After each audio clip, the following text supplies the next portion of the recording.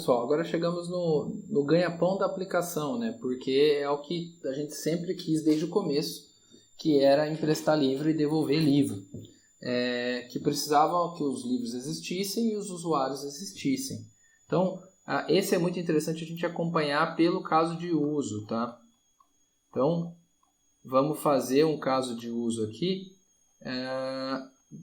seguindo certamente o que está aqui. Então, o nome do caso de uso é checkout, que é retirada, checkout transaction, né, que é transação de retirada. O nosso usuário ele vai retirar um livro disponível informando o ID desse usuário para o bibliotecário. Como pré-condições, o usuário já tem que estar registrado no sistema e o ID dele que ele apresentou tem que ser válido. E o livro que ele vai pegar, ele tem que estar registrado no sistema e tem que estar disponível, né? Você não pode pegar um livro que está alugado. Quais são as pós-condições ou condições de sucesso do que a gente vai fazer? Quando isso acabar, para a gente ter certeza que deu certo, a transação de checkout tem que ter sido criada no repositório, no caso banco ou onde for. O livro ele mudou o status dele de disponível para emprestado e o número de livros que o usuário pegou foi incrementado por de mais um, né? E qual seria o fluxo principal? O usuário ele informa o ID, o bibliotecário vai procurar o ID, depois ele vai procurar o livro para ser emprestado, ele vai calcular a data de devolução do livro baseado no perfil do usuário, tá? Ele vai, na sequência, associar a transação com o usuário e com o livro, né? Ou seja, a transação, os objetos de livro que foram encontrados e de usuário vão ficar associados ao objeto transação. O status do livro vai emprestado e o número de livros emprestados pelo usuário vai aumentar de 1 e a transação vai ficar disponível para o bibliotecário acessar, tá? O que pode dar errado? O usuário não está logado, quer dizer, o ID dele não está no repositório, o livro não está disponível ou não está no repositório, e aqui uma regra de negócio que está lá o cidadão que está emprestando ele atingiu o limite, então ele não pode pegar mais livros, tá? Então vamos implementar isso daí. Vamos criar aqui nossa classe. Vou chamar aqui o pacotinho primeiro de transaction. E aí vai ser checkout.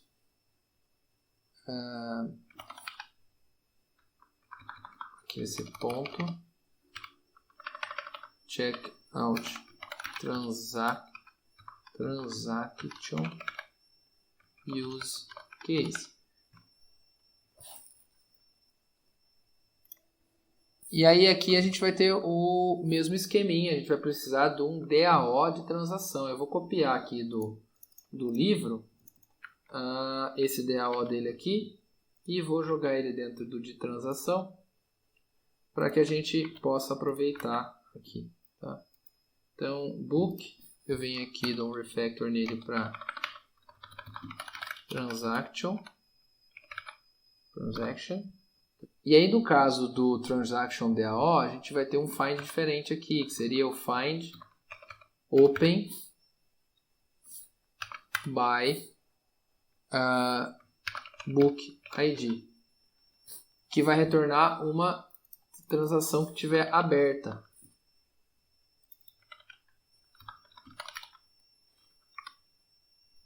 Transaction. Por que eu vou querer isso daqui?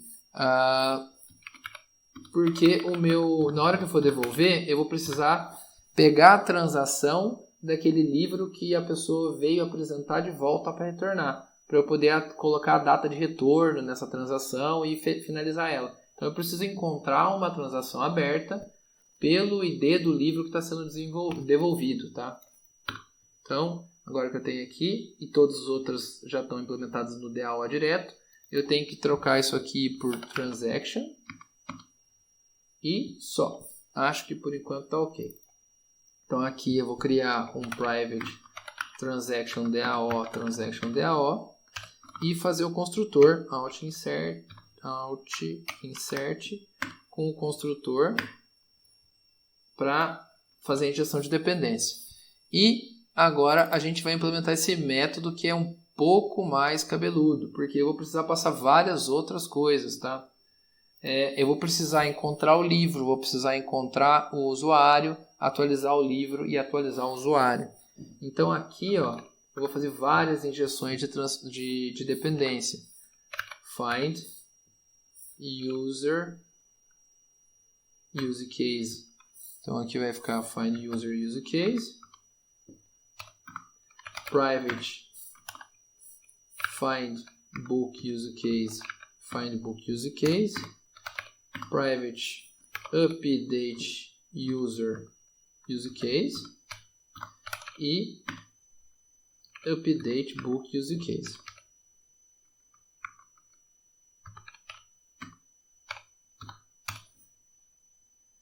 Então eu vou trocar esse construtor aqui para receber a moçada toda.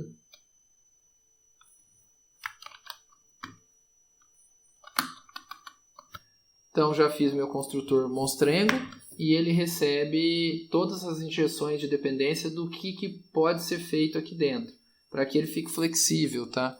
E aí eu vou criar um método chamado public, que retorna a transaction e faz o checkout do livro. Checkout a book, ou seja, emprestar um livro. E eu preciso saber o ID, que é o que está na especificação lá do usuário, e o ID do livro para poder fazer tudo. Então, string user ID e integer book ID. E agora vamos desenvolver a lógica disso aqui, né?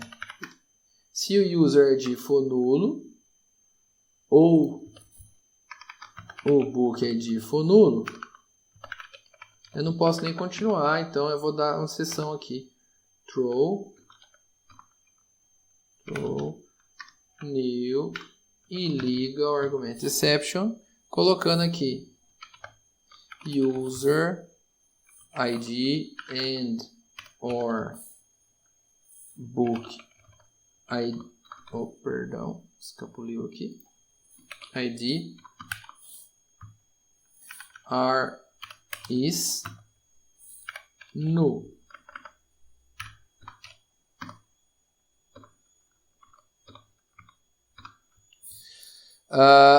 E agora eu vou fazer a busca pelos livros. Só que é uma busca legal porque agora eu estou usando optional, né? Então eu consigo fazer o que acontece usando programação funcional, o que acontece se ele tiver e não. Então como é que vai ficar isso? Book, eu vou tentar pegar o livro, encontrar ele pelo ID. Find book use case, que é o use case que eu vou injetar ele no construtor, que eu não sei a priori o que vai estar dentro. Nesse caso vai estar uma implementação concreta, então não tem diferença nenhuma, mas se lá na frente eu quiser, por exemplo, exportar essa interface concreta, essa classe concreta como uma interface, ele vai refatorar isso aqui para mim, e aí eu vou poder, por exemplo, ter duas implementações de use case, dar manutenção trocando uma pela outra, e a minha classe aqui dentro não vai mudar nada, tá? Então, aqui eu vou fazer um find one, passando o meu book ID, ou seja, eu estou procurando um, e ele vai trazer esse um, or else throw, ou seja, se ele encontrar, coloca no book. Se ele não encontrar, eu disparo uma exceção. Essa exceção, nesse or else throw, não me retorna nada, e eu vou rodar alguma coisa aqui. O que eu quero que ele faça? Eu quero que ele dê uma new entity not found exception book. Não, vou colocar assim mais específico. Can not find a book with ID. E aí aqui eu coloco qual que é o ID. Book ID, ponto e vírgula. Olha que como é que declarativo ficou mais legal do que se a gente fizesse de forma imperativa, mas eu posso trocar isso aqui por um if e um else, e dentro do else disparar a exceção, dá no mesmo, tá? Então aqui eu vou copiar e colar isso aqui e vou aproveitar para user, tá? Então user,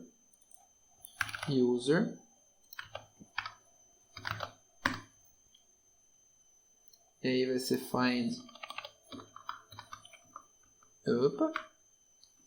user, use case, user ID, e aí cannot find a user with user ID. Então, procurar um usuário, se ele não encontrar, eu disparo uma exceção falando que não encontrou. E aí, eu ainda tenho que verificar o seguinte, eu só posso emprestar o livro se ele não tiver emprestado, agora que eu já tenho o livro. Então, if book.getStatus, se o status do livro for checked out, é porque ele está emprestado. Então eu vou vou lançar uma exceção. Só que eu vou criar uma exceção própria aqui para ficar idiomático, tá? Que é transação não permitida, porque não tem uma exceção que seja tão clara assim. Então eu vou criar uma exceção aqui, ó, chamada, deixa eu ver, transaction not allowed exception. Extends exception. E aí eu vou dar meu alt insert, crio o construtor e pronto. Aí aqui eu vou disparar transaction throw new transaction not allowed exception, e aí eu digo o que aconteceu, tá? Book book ID book with ID book ID is not is unavailable.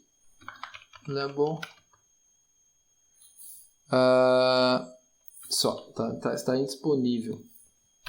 Beleza. O que ele está reclamando aqui? Eu acho que eu coloquei errado. É runtime exception aqui, porque está ficando uma exceção verificada. Então aqui já passou o problema. Lembrando da aula de exceção, exception é verificada, runtime exception é não verificada ou não checked. E agora, por fim, eu preciso verificar se o usuário pode pegar o livro, né? Então, se ele não pode pegar o livro, então não. E aí eu tenho user.isable able to check out.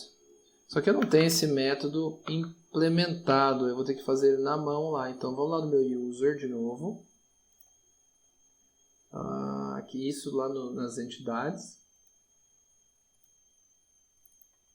E vamos criar um método. Na verdade até tem, né? Eu coloquei um private, então resolvida. Passei aqui isable to checkout. Pronto, isable to checkout. Se ele não tiver apto a emprestar o livro, eu disparo a exceção aqui falando de user with ID tal, user ID,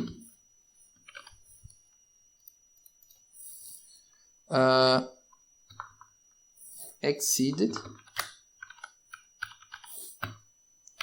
the check out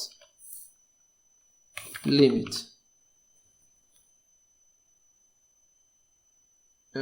Aqui eu estou usando user ID com D minúsculo. Aqui. Pronto. Pronto. Todas as pré-condições foram atendidas. E agora a gente vai aos finalmente. Vamos criar uma transação. Checkout transaction. igual a new transaction. E aí eu vou passar o quê? O livro que eu estou emprestando, o usuário que está emprestando, e aqui eu uso polimorfismo. Eu não preciso saber se é um usuário ou outro, porque como o método para saber quantos dias pode ficar com o livro é implementado na classe user, eu posso usar polimorfismo para que ele pegue dependendo de qual classe que está dentro de user, se é student ou se é faculty. E fazendo um método desse jeito, sem perguntar que subtipo eu estou usando, a gente pode dizer que a gente está seguindo um princípio com um nome muito estranho que eu vou deixar para vocês pesquisarem, que é o princípio da substituição de Liskov, tá? Dos princípios solid. Porque aí ela funciona de forma transparente para quem é o filho. Funciona para qualquer um usando polimorfismo, tá? Então eu vou fazer user.getCheckout time limit in days, número de dias que pode ficar com o livro. A depender de quem estiver dentro, ele vai passar um valor ou outro. E agora eu preciso criar uma transaction ID, então integer transaction ID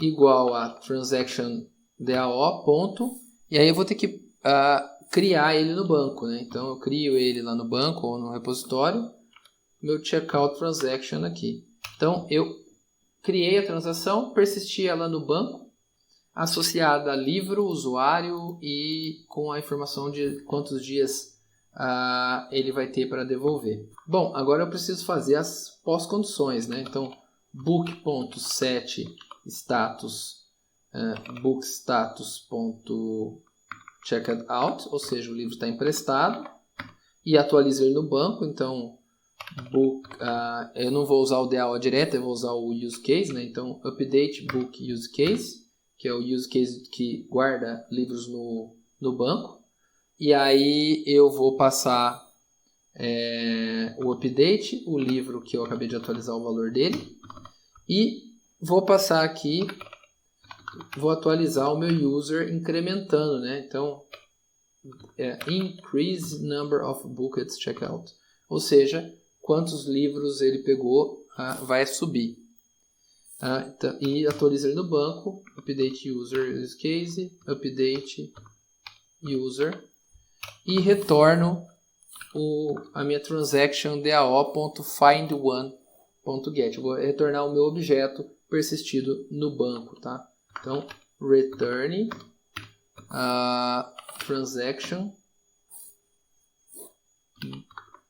DAO.findOne.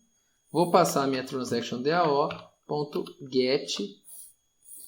Esse get vai me dar, porque o findOne vai me dar um nowhere empty, e aí o get vai me retornar esse valor. Como eu sei que ele não é nulo porque eu acabei de inserir, não tem problema. Mas esse get retorna null caso eu esteja pegando alguma coisa que não tem nada dentro. Isso é um problema, tá?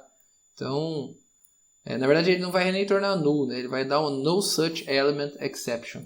Mas eu sei que ele não vai dar porque eu acabei de inserir, tá? Então, acabamos nossa celeuma aqui. Vamos conferir. O usuário informou o ID, o bibliotecário procurou o usuário. O bibliotecário procurou o livro, a data foi calculada de acordo com o perfil do usuário, o checkout a transação de checkout foi criada e associada ao usuário e ao livro.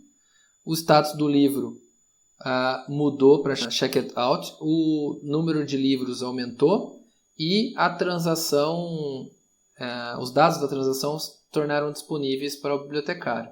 E aí que estão as coisas que a gente tem alternativa, né? Não encontrou o usuário, eu reporto. Não encontrou o livro, eu reporto. E o usuário atingiu o limite máximo dele de empréstimos e eu reporto. Então, aqui a gente cumpriu o nosso caso de uso, tá?